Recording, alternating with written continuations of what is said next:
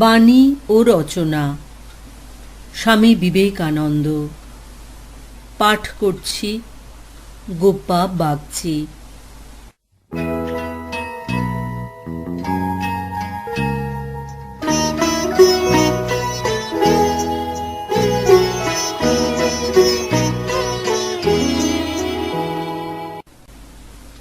ভূমিকা। আমাদের স্বামীজি ও তাঁহার বাণী। ভগিনী নিবেদিতা লিখিত ভূমিকার বঙ্গানুবাদ। স্বামী বিবেকানন্দের যে 4 খণ্ড গ্রন্থাবলী বর্তমান সংস্করণে নিবদ্ধ হইতেছে, তাহার মধ্য দিয়া আমরা যে শুধু জগতের জন্য সাধারণভাবে একটি দিব্য বাণী পাইয়াছি তাহা নহে, হিন্দু ধর্মের সন্তানদের জন্য হিন্দু ধর্মের একটি সনদও লাভ করিয়াছি। বর্তমান যুগের ব্যাপক অবক্ষয়ের মধ্যে হিন্দু ধর্মের প্রয়োজন ছিল এক শৈলদৃঢ় আশ্রয়, যেখানে হিন্দু ধর্ম একটি স্থির ভূমি লাভ করিতে পারে। প্রয়োজন ছিল একটি প্রামাণিক আপ্তবাক্য, যাহার মধ্য দিয়া সে তাহার নিজ স্বরূপ উপলব্ধি করিতে পারে।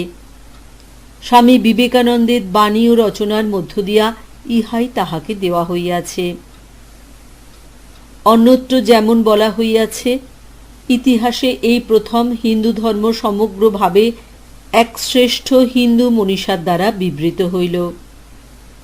অনাগত যুগে বহুদিন ধরিয়া যখন হিন্দু ধর্মাবলম্বী কেহ হিন্দু ধর্মের প্রমাণ চাহিবে, যখন কোনো হিন্দু জননী তাহার সন্তানগণকে শিক্ষা দিবেন পূর্বপুরুষদিগের ধর্ম কি ছিল, তখন প্রমাণ ও আলোকের জন্য তিনি এই গ্রন্থাবলীর উপরই নির্ভর করবেন। ভারত হইতে ইংরেজি ভাষা বিলুপ্ত হইয়া যাওয়ার বহুকাল পরেও ওই ভাষার মাধ্যমে জগতের কাছে যে উপহার প্রদত্ত হইল, তাহা এখানে স্থায়ীভাবে বিরাজ করিবে এবং প্রাচ্য ও পাশ্চাত্যের সমভাবে ফলপ্রসূ হইবে। হিন্দু ধর্মের প্রয়োজন ছিল নিজের ভাবাদর্শের সংগঠন ও সামঞ্জস্য বিধান। পৃথিবীর প্রয়োজন ছিল এমন একটি ধর্মের যাহার সত্য সম্পর্কে বিগত অভি। এই উভয় বস্তুই এখানে পাওয়া গিয়াছে।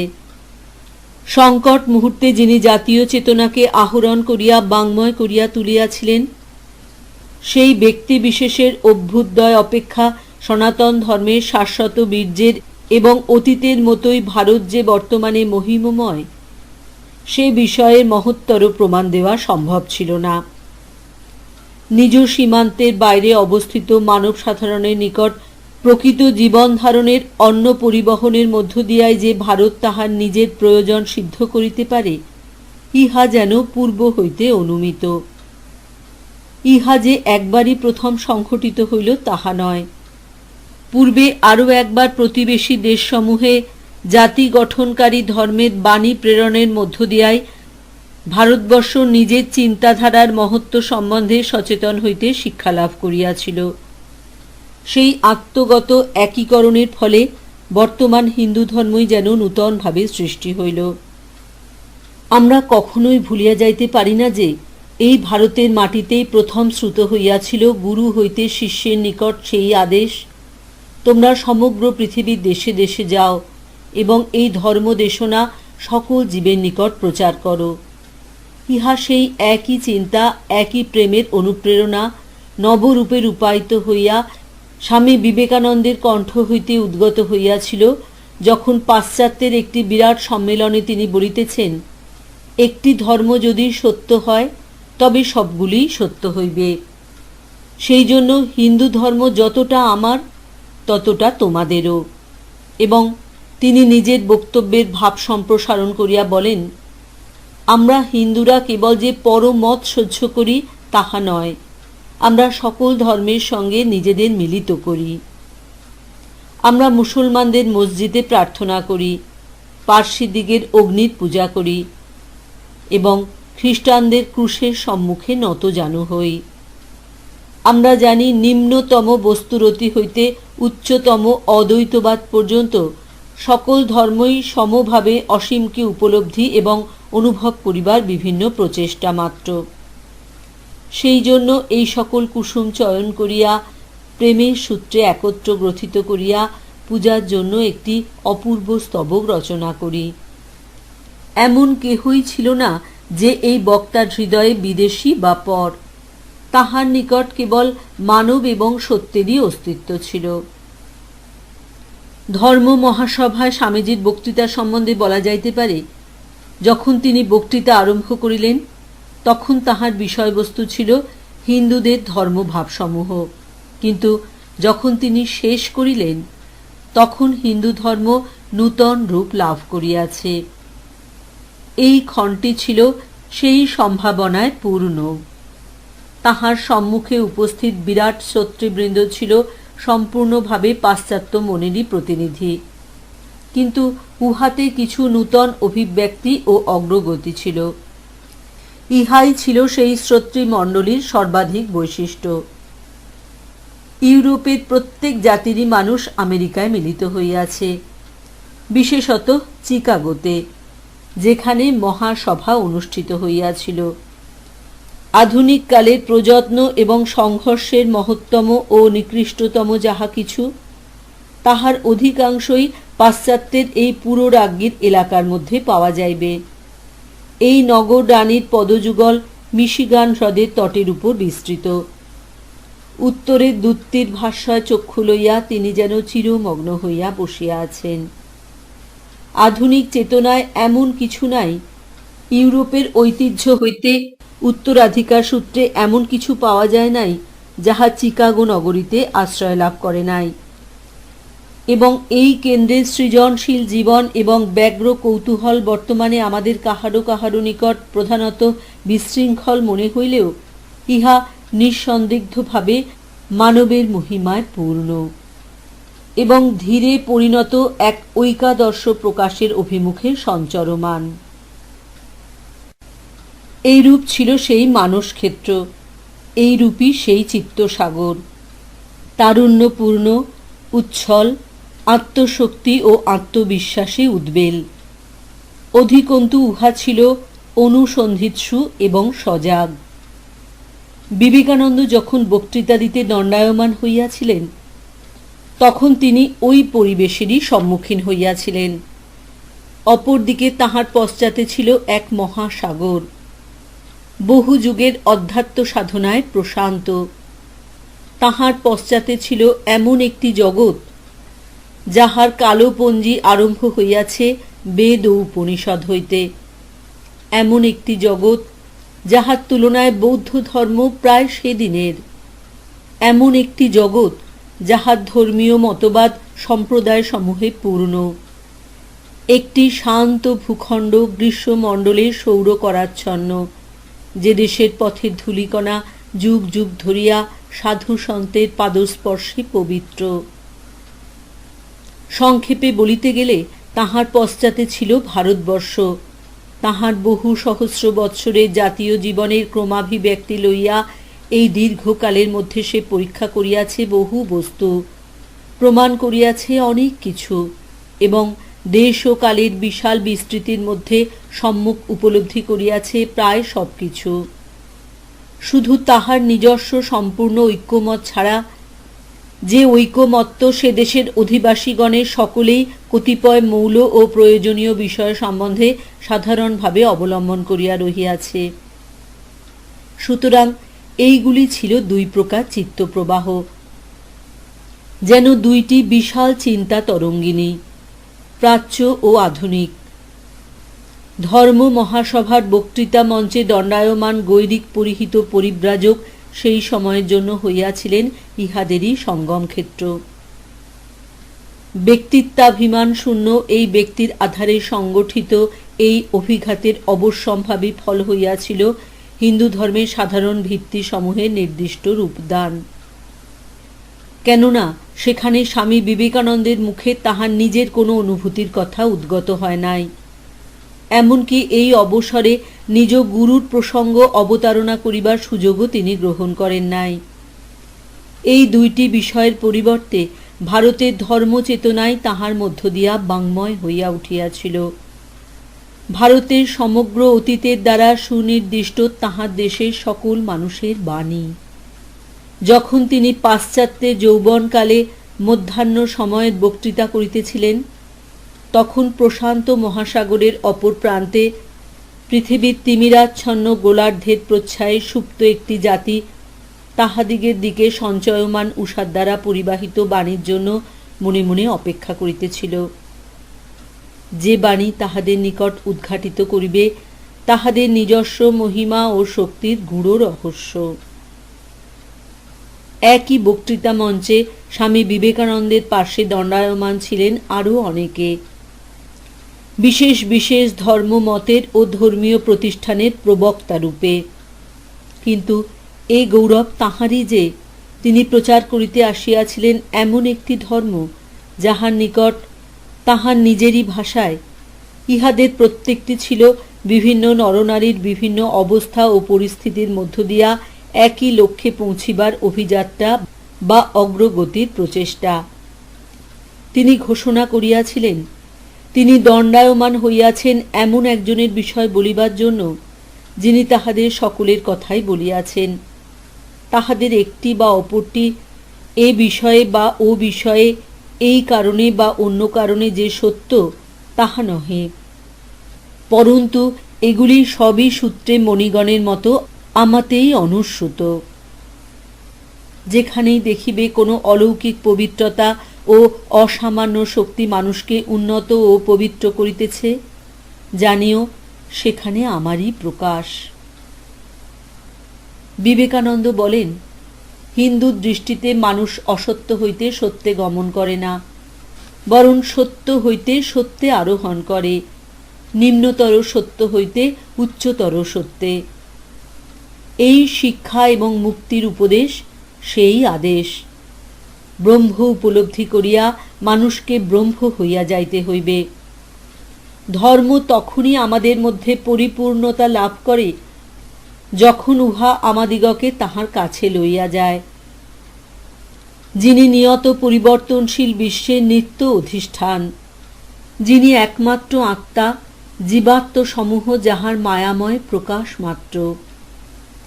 এই দুইটি উপদেশকেই দুইটি পরম ও বিশিষ্ট সত্য রূপে গ্রহণ করা যাইতে পারে। মানব ইতিহাসের চিরায়ত এবং জটিলতম অনুভূতির দ্বারা প্রমাণিত এই সত্য স্বামী বিবেকানন্দের মধ্য দিয়া ভারতবর্ষ প্রচার করিয়াছে আধুনিক পাশ্চাত্য জগতের কাছে। ভারতবর্ষের নিজের দিক দিয়া এই ক্ষুদ্র ভাষণটি ছিল স্বাধিকার প্রতিষ্ঠার এক সংক্ষিপ্ত প্রমাণপত্র। বক্তা হিন্দু ধর্মকে সামগ্রিকভাবে বেদের উপর প্রতিষ্ঠিত করেন, কিন্তু বেদ শব্দ উচ্চারণের সঙ্গে সঙ্গেই উহার ধারণাকে অধ্যাত্ম তাৎপর্যে তিনি পূর্ণ করিয়া দেন। তাহার নিকট যাহা সত্য তাহাই বেদ।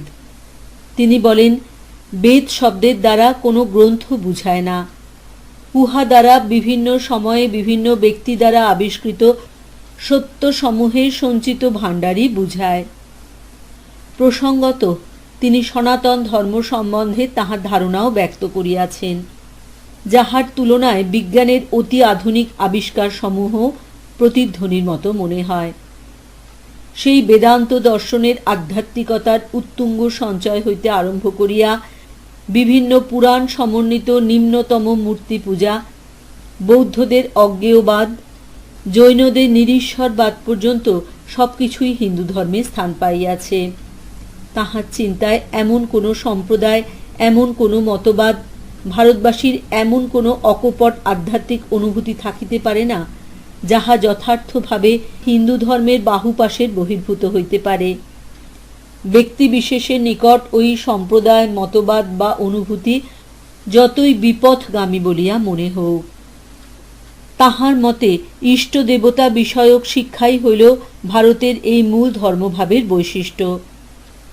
প্রত্যেক ব্যক্তিরই নিজের পথ বাছিয়া লইবার এবং নিজের পথে ভগবানকে অন্বেষণ করিবার অধিকার আছে। তাহা হইলে এই সংজ্ঞা অনুসারে হিন্দু ধর্মের বিশাল সাম্রাজ্যের পতাকা কোনো সৈন্যবাহিনী বহন করিতে পারে না, কারণ হিন্দু ধর্মের যেরূপ আধ্যাত্মিক লক্ষ্য হইতেছে ঈশ্বর লাভ, সেইরূপ উহার আধ্যাত্মিক অনুশাসন হইতেছে স্বস্বরূপ প্রাপ্তি বিষয়ে প্রত্যেক আত্মারই পূর্ণ স্বাধীনতা। কিন্তু এই সর্বাবগাহিত্য, প্রত্যেকের এই স্বাধীনতা হিন্দু ধর্মের মহিমা বলিয়া পরিগণিত হইত না, যদি না মধুরতম আশ্বাসপূর্ণ এই পরম আহ্বান তাহার শাস্ত্রে ধ্বনিত হইত। শোনো অমৃতের পুত্রগণ, যাহারা দিব্যধামবাসী তাহারাও শোনো। আমি সেই মহান পুরাণ পুরুষের দর্শন পাইয়াছি, যিনি সকল অন্ধকারের পারে, সকল অজ্ঞানের ঊর্ধ্বে। তাহাকে জানিয়া তোমরাও মৃত্যুকে অতিক্রম করিবে।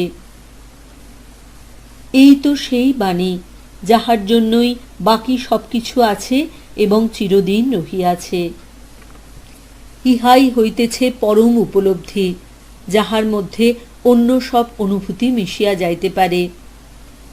আমাদের বর্তমান কর্তব্য বিষয়ক ভাষণে স্বামীজি যখন সকলকে স্বনির্বন্ধ অনুরোধ জানান, এমন একটি মন্দির গঠনে সাহায্য করিতে হইবে, যেখানে দেশের প্রত্যেকটি উপাসক উপাসনা করিতে পারে, যে মন্দিরের পবিত্র বেদিতে শুধু ওম এই শব্দ ব্রহ্ম প্রতিষ্ঠিত থাকিবে, তখন আমাদের মধ্যে কেহ কেহ এই বাণীর মধ্যে আরও বিরাট একটি মন্দিরের আভাস পাইয়া থাকেন।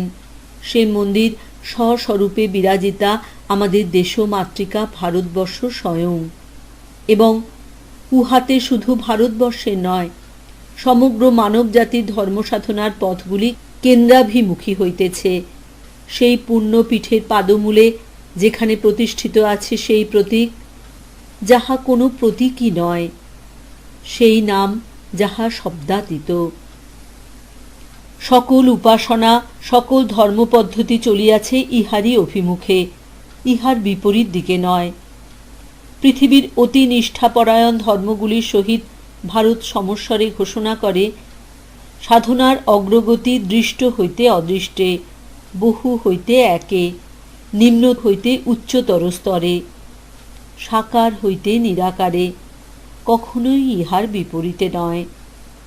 ভারতের বৈশিষ্ট্য এখানেই যে কোনো স্থানের এবং যে কোনো প্রকারের হোক না কেন, প্রতিটি অকপট ধর্মবিশ্বাসকেই সে মহান ঊর্ধ্বগতির সোপান স্বরূপ মনে করে এবং প্রত্যেকটিকেই সে সহানুভূতি জানায় ও আশ্বাস দিয়া থাকে। হিন্দু ধর্মের এই প্রবক্তার মধ্যে যদি এমন কিছু থাকিত যাহা তাহার নিজস্ব, তবে স্বামী বিবেকানন্দের যথার্থ মান ক্ষুণ্ণ হইত। গীতার কৃষ্ণের ন্যায়, বুদ্ধের ন্যায়, শঙ্করাচার্যের ন্যায়, ভারতীয় চিন্তা জগতের সকল আচার্যের ন্যায় তাহার বাক্যসমূহ বেদ ও উপনিষদের উদ্ধৃতি দ্বারাই সমৃদ্ধ। যে রত্নরাজি ভারত নিজেরই মধ্যে ধারণ করিয়া রহিয়াছে, কেবলমাত্র সেগুলির প্রকাশক রূপে, বিখ্যাতা রূপেই স্বামীজি বিরাজমান। যদি তিনি জন্মগ্রহণ নাও করিতেন, তথাপি তাহা দ্বারা প্রচারিত সত্যসমূহ সত্যরূপেই থাকিত, না আরও বেশি ওইগুলি সমভাবেই প্রমাণীভূত হইত। তবে পার্থক্য একটু থাকিত, ওইগুলি পাওয়া কঠিন হইত, ওইগুলিতে আধুনিক স্বচ্ছতা ও বক্তব্যের তীক্ষ্ণতা থাকিত না, পারস্পরিক সঙ্গতি ও ঐক্যের হানি ঘটিত। যদি তিনি আবির্ভূত না হইতেন, তবে যে শাস্ত্রবাণীগুলি আজ সহস্র সহস্র মানবের নিকট জীবনের পরমান্ন রূপে পরিবাহিত হইতেছে, সেগুলি পণ্ডিতদের দুর্বোধ্য তর্ক বিচারেই পর্যবসিত থাকিয়া যাইত। তিনি আধিকারিক পুরুষ রূপেই শিক্ষা দিতেন, পণ্ডিতদের মতো নয়, কারণ তিনি যে বিষয়ে শিক্ষা দিতেন সে বিষয়ের উপলব্ধির গভীরে তিনি অবগাহন করিয়াছেন এবং রামানুজের মতো তিনি সেই অবস্থা হইতে ফিরিয়া আসিয়াছেন। শুধু পারিয়া অন্তজ ও বিদেশীদের নিকট ওই উপলব্ধির রহস্য প্রকাশ করিয়া দিবার জন্য। তাহার উপদেশে নূতন কিছু ছিল না, এই উক্তি কিন্তু সম্পূর্ণভাবে সত্য নয়। এ কথা কখনো ভুলিলে চলিবে না যে একম মেবাদ দ্বিতীয়ম অনুভূতি যাহার অন্তর্গত, সেই অদ্বৈত দর্শনের শ্রেষ্ঠত্ব ঘোষণা করিয়াও স্বামী বিবেকানন্দ হিন্দু ধর্মে এই শিক্ষা সংযুক্ত করিয়া দিলেন যে দ্বৈত, বিশিষ্টাদ্বৈত এবং অদ্বৈত একই বিকাশের তিনটি অবস্থা বা ক্রমিক স্তর মাত্র। এই বিকাশের চরম লক্ষ্য হইতেছে শেষোক্ত অদ্বৈত তত্ত্ব। ইহা আরও একটি আরও মহৎ আরও সরল তত্ত্বের অপরিহার্য অঙ্গ। বহু এবং একই সত্তা, বিভিন্ন সময়ে বিভিন্ন অবস্থায় মনের দ্বারা অনুভূত একই সত্তার বিভিন্ন বিকাশ, অথবা শ্রীরামকৃষ্ণ যেমন বলিতেন, ঈশ্বর সাকার নিরাকার দুই। তিনি এমন এক তত্ত্ব যাহাতে সাকার নিরাকার দুই আছে। ইহাই আমাদের গুরুদেবের জীবনের চরম তাৎপর্য। এইখানেই তিনি যে শুধু প্রাচ্য ও পাশ্চাত্যের মিলন কেন্দ্র হইয়াছেন তাহা নয়, অতীত এবং ভবিষ্যতেরও। বহু এবং এক যদি যথার্থই এক সত্তা হয়, তাহা হইলে শুধু সকল উপাসনা পদ্ধতিই নয়, সমভাবে সকল কর্মপদ্ধতি, সকল প্রকার প্রচেষ্টা, সকল প্রকার সৃষ্টিকর্মই সত্যোপলব্ধির পন্থা। তাহা হইলে আধ্যাত্মিক ও লৌকিক এই ভেদ আর থাকিতে পারে না। কায়িক পরিশ্রম করাই প্রার্থনা, জয় করাই ত্যাগ করা, সমগ্র জীবনই ধর্মকার্য হইয়া যায়। যোগ ও ক্ষেম ত্যাগ ও বর্জনের মতোই দায়স্বরূপ। এই উপলব্ধি বিবেকানন্দকে কর্মের মহান প্রচারকে পরিণত করিয়াছে। তবে এই কর্ম জ্ঞান ও ভক্তি হইতে বিচ্ছিন্ন নয়, পরন্তু উহাদের প্রকাশক। তাহার নিকট কারখানা ও পাঠগৃহ, খামার ও ক্ষেত সাধুর কুটিয়া বা মন্দিরদ্বারের মতোই সত্য, এবং মানুষের সহিত ভগবানের মিলনের উপযুক্ত ক্ষেত্র। তাহার নিকট মানুষের সেবায় ও ভগবানের পূজায় কোনো প্রভেদ নাই। তাহার নিকট পৌরুষে ও বিশ্বাসে, যথার্থ সদাচারে ও আধ্যাত্মিকতায় কোনো পার্থক্য নাই। একদিক দিয়া দেখিতে গেলে তাহার সকল বাণী এই মুখ্য প্রত্যয়ের ভাষ্য বলিয়া বোধ হয়। এই সময় তিনি বলিয়াছিলেন, চারুকলা, বিজ্ঞান ও ধর্ম একই সত্যকে প্রকাশ করিবার তিনটি উপায়। কিন্তু ইহা বুঝিতে গেলে আমাদিগকে অদ্বৈতবাদ গ্রহণ করিতে হইবে। যে গঠনমূলক প্রভাব দ্বারা তাহার অলৌকিক দৃষ্টি নিরূপিত হইয়াছিল, তাহার তিনটি সূত্র আছে মনে করা যাইতে পারে। প্রথমত, তাহার সাহিত্যভিত্তিক শিক্ষা। সংস্কৃত এবং ইংরেজি ভাষায় দুইটি ভাবজগতের যে বৈষম্য এইভাবে তাহার চক্ষে উদ্ঘাটিত হইয়াছিল, তাহা ভারতবর্ষের ধর্মগ্রন্থগুলি বিষয়ভূত বিশেষ অনুভূতি সম্বন্ধে একটি দৃঢ় ধারণা তাহার মনে সঞ্চারিত করিয়াছিল। ইহা তাহার নিকট স্পষ্টই প্রতিভাত হইয়াছিল যে এই অনুভূতি যদি সত্য হয়, তবে ভারতের ঋষিগণ আকস্মিকভাবে ইহা লাভ করেন নাই, যেমন অন্যত্র অনেকেই করিয়াছেন। পরন্তু ইহা ছিল বিজ্ঞান প্রতিপাদ্য বিষয়, সেই যৌক্তিক বিশ্লেষণের বিষয়ভূত, যাহার সত্যানুসন্ধানের জন্য প্রয়োজনীয় কোনো ত্যাগ স্বীকারেই সংকুচিত হয় নাই। দক্ষিণেশ্বরের মন্দিরোদ্যানে থাকিয়া যখন রামকৃষ্ণ পরমহংস তাহার ভাব শিক্ষা দিতেছিলেন, তখন স্বামী বিবেকানন্দ তদানীন্তন নরেন তাহার গুরুর মধ্যে পুরাতন শাস্ত্রসমূহের সেই প্রমাণ পাইয়াছিলেন, যাহা তাহার হৃদয় ও মস্তিষ্ক খুঁজিতেছিল। এইখানে তিনি সেই তত্ত্বই পাইয়াছিলেন যাহা গ্রন্থসমূহে অস্ফুটভাবে বর্ণিত। এইখানে ছিলেন এমন একজন, সমাধি যাহার জ্ঞান লাভের নিত্য পদ্ধতি। ঘণ্টায় ঘণ্টায় দেখা যাইত মনের গতি বহু হইতে একের দিকে ঝুঁকিতেছে। ক্ষণে ক্ষণে শোনা যাইত সমাধিলব্ধ জ্ঞানের উপদেশ। তাহার চারিপাশে যাহারা সমবেত হইত, তাহারা প্রত্যেকেই দিব্য দর্শন লাভ করিত। জড়ভাবের মতো পরম জ্ঞান লাভের আকাঙ্ক্ষা এই শিষ্যকে আচ্ছন্ন করিয়াছিল। তথাপি যিনি এইভাবে গ্রন্থসমূহের মূর্ত বিগ্রহ ছিলেন, তিনি অজ্ঞাতসারেই এরূপ ছিলেন, কারণ তিনি কোনো গ্রন্থ পাঠই করেন নাই। গুরু রামকৃষ্ণ পরমহংসদেবের মধ্যে বিবেকানন্দ জীবন রহস্যের কুঞ্চিকা লাভ করিয়াছিলেন। তথাপি এখনও তাহার নিজে নির্ধারিত কর্মের জন্য প্রস্তুতি সম্পূর্ণ হয় নাই। ইহার পরও তাহাকে হিমালয় হইতে কন্যাকুমারী পর্যন্ত ভারতবর্ষের সর্বত্র পরিভ্রমণ করিতে হইয়াছিল। সমভাবে সাধু, পণ্ডিত ও সরল সাধারণ মানুষের সহিত মিশিতে হইয়াছিল। সকলের নিকট শিখিতে হইয়াছিল, সকলকে শিখাইতে হইয়াছিল, সকলের সহিত বাস করিতে হইয়াছিল এবং ভারত মাতা যেরূপ ছিলেন, যেরূপ হইয়াছেন তাহা দেখিতে হইয়াছিল। এইভাবেই বিশাল ভারত মাতা যেরূপ ছিলেন, যেরূপ হইয়াছেন তাহা দেখিতে হইয়াছিল। এইভাবেই বিশাল সমগ্রতার সর্বাবগাহিত্য তাহাকে উপলব্ধি করিতে হইয়াছিল। ইহারই সংক্ষিপ্ত ঘনীভূত প্রতিরূপ ছিল তাহার গুরুর জীবন ও ব্যক্তিত্ব। সুতরাং শাস্ত্র, গুরু এবং মাতৃভূমি যেন তিনটি সুর। এইগুলি মিলিত হইয়া সৃষ্টি করিয়াছে স্বামী বিবেকানন্দের রচনাবলীর মহান সঙ্গীত। এই রত্নগুলি তিনি দান করিতেছেন। এইগুলি হইতেই উপাদান সংগ্রহ করিয়া তিনি প্রস্তুত করিয়াছেন পৃথিবীর সকলের জন্য তাহার আধ্যাত্মিক করুণার এক সর্বরোগহর মহৌষধি। এগুলি হইতেছে যেন তিনটি দীপশিখা, একই দীপাধারে প্রজ্বলিত। ভারতবর্ষ তাহার হাত দিয়া উহা জ্বালাইয়া সাজাইয়া রাখিয়াছেন। তাহার সন্তানগণের ও সমগ্র মানবজাতির পথ নির্দেশ করিবার জন্য 19শে সেপ্টেম্বর 1893 খ্রিস্টাব্দ হইতে 4 জুলাই 1902 খ্রিস্টাব্দ পর্যন্ত মাত্র কয়েক বৎসরের কর্মের মাধ্যমে আমাদের মধ্যে কেহ কেহ আছেন যাহারা এই দীপমালা প্রজ্বলনের জন্য ও এই লেখমালা তিনি রাখিয়া গিয়াছেন তাহার জন্য। স্তুতিবাদ জানাই সেই দেশকে যে দেশে তিনি জন্মগ্রহণ করিয়াছেন। ধন্যবাদ জানাই তাহাদের যাহারা তাহাকে প্রেরণ করিয়াছিলেন।